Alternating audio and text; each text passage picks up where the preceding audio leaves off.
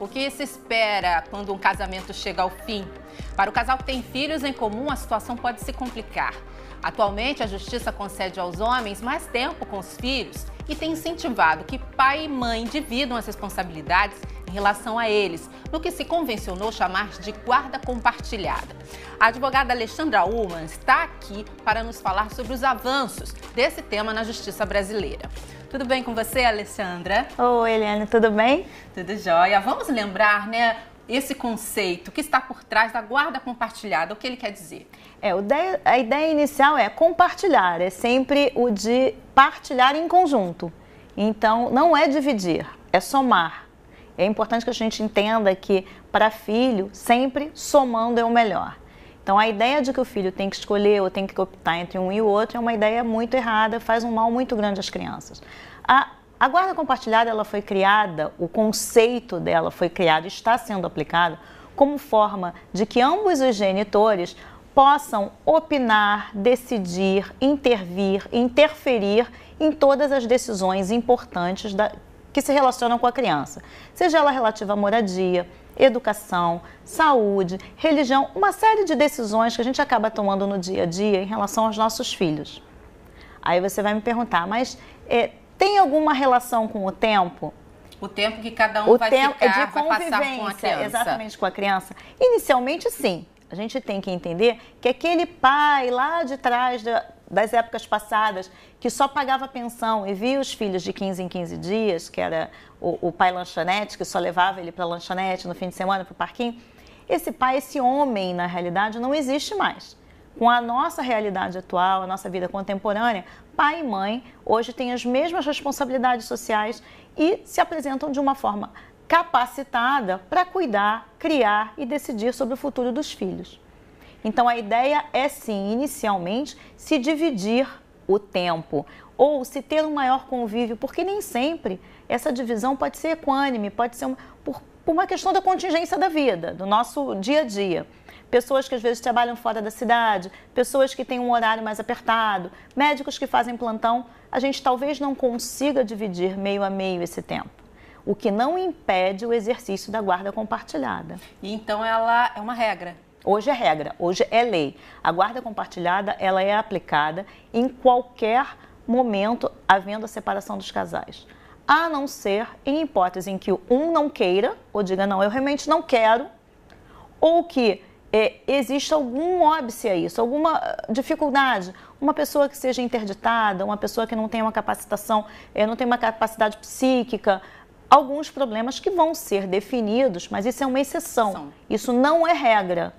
Não é regra. Então, a regra hoje é ambos os genitores detêm os mesmos direitos e deveres com relação a cada filho. Que avanços, quais avanços essa lei proporcionou? Eu acho que, em termos familiares, todos os avanços possíveis, porque os arranjos familiares hoje são muito diferentes do que eram antigamente. Hoje tem os meus, os seus, os nossos, é tudo uma grande família. Se a gente começar o ex-marido da outra mulher, que já tem outro filho, que tem um irmão, que junta daqui, que junta dali, então são grandes famílias diferentes. Pai, mãe. Pai, mãe. Não, os arranjos familiares hoje, para mim, independem de sexo, né? Então, a família hoje, ela está relacionada a afeto e não mais aquela questão do sexo. Então, a gente tem... eu acho que o principal avanço é você fazer e permitir com que as crianças convivam de uma forma mais tranquila com pai, mãe e os familiares de cada um dos genitores.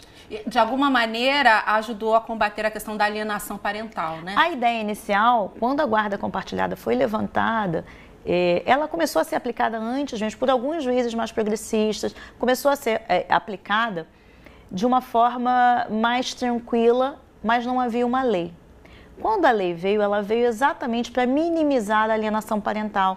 Ou seja, aquela questão do pai que quer fazer a cabecinha do filho contra a mãe ou vice-versa. Ou fala mal, ou não quer que participe das decisões, ou entende a criança como uma arma, ou entende a criança como um objeto de barganha. E a gente tem que entender que o direito da criança, ele está acima do direito dos pais. Existe ex-pai, ex-mãe? Não, existe ex-marido e ex-mulher. Então, a parentalidade, ela vai muito além da conjugalidade. Eles não se confundem, são conceitos que não se confundem. Então, você pode ter tido um péssimo marido, você pode ter sido uma péssima esposa, mas pode ser uma grande mãe, um grande pai. E mesmo que não seja, é o pai que aquela criança tem. Então, ela vai ter que aprender a lidar com as dificuldades, com os acertos, com os erros.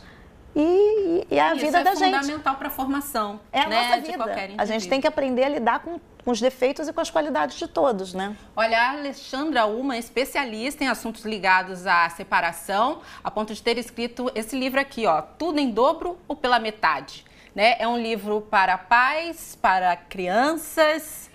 A ideia é uma inicial, linguagem infantil. Ele veio assim, o que a gente pode dizer que a gente desenhou, né, para todos entenderem. A linguagem é infantil. Ela foi tirada de várias crianças com quem eu conversei nesses processos todos que a gente participou. Então, a gente tem as falas das crianças demonstrando para os pais, no livro, eles mesmos demonstram que eles podem. O coração deles é a nossa brincadeira no final. Se você abrir, você vai ver que a nossa brincadeira é um grande coração, onde a gente pode botar todo mundo. Cabe todo mundo nesse grande coração. A criança pode gostar de pai, pode gostar da mãe, pode gostar da madrasta, do padrasto e de quantos forem.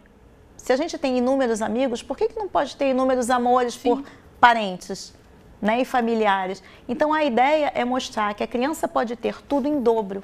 2 quartos, um na casa da mãe, um na casa do pai, 2 festas, 2 comemorações de Natal. E se for pela metade, se algum dos dois cortar esse vínculo, a criança se sente meia, porque só 2 fazem 1, né? Então, a ideia é que pai e mãe, cada um tem 50% nessa criança. Se um fala o tempo inteiro que o outro é ruim, essa criança se sente metade ruim. É sempre o juiz que acaba determinando aí, colocando a questão da guarda compartilhada. Hoje, alguns pais que estão nesse momento de separação até já chegam já com essa postura, né? Já querendo tirar suas dúvidas e entender melhor essa guarda. Eu vejo assim, como é que a gente trabalha? Todas as vezes que vem uma mãe ou um pai nos procurar, primeiro a gente esclarece o que é a guarda compartilhada. Que a guarda compartilhada, ela não foi criada para diminuir pensão. A guarda compartilhada não foi criada só para beneficiar os adultos. A guarda compartilhada, ela foi criada para facilitar a vida da criança, para que ela não tenha mais que escolher. Quando a gente explica para o pai e para a mãe o que é isso, a grande maioria entende e diz, poxa, mas não era isso que eu pensava. Eu falei, pois é. Guarda compartilhada não é pegar a criança e dividir ao meio, não é isso. Entendeu? É dividir aquelas coisas que a gente vê muito, né? Eu me separei porque ele não queria fazer nada, não levava na escola. Aí separa, aí o pai diz, eu quero levar na escola. Ah, agora não.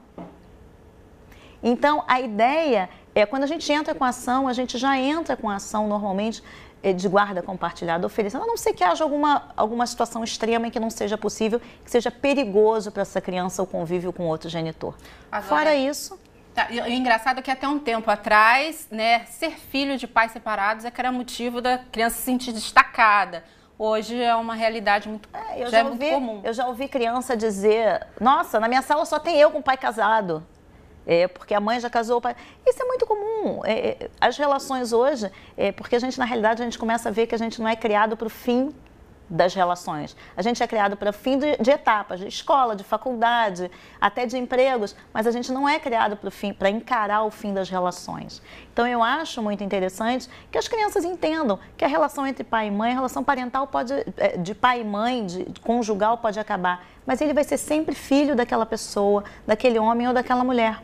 Então, vai ter sempre os avós paternos e nada melhor do que conviver com todos os avós, primos, primas, tios. Então, a ideia do livro é mostrar que a criança pode, sim, viver e conviver bem com todos.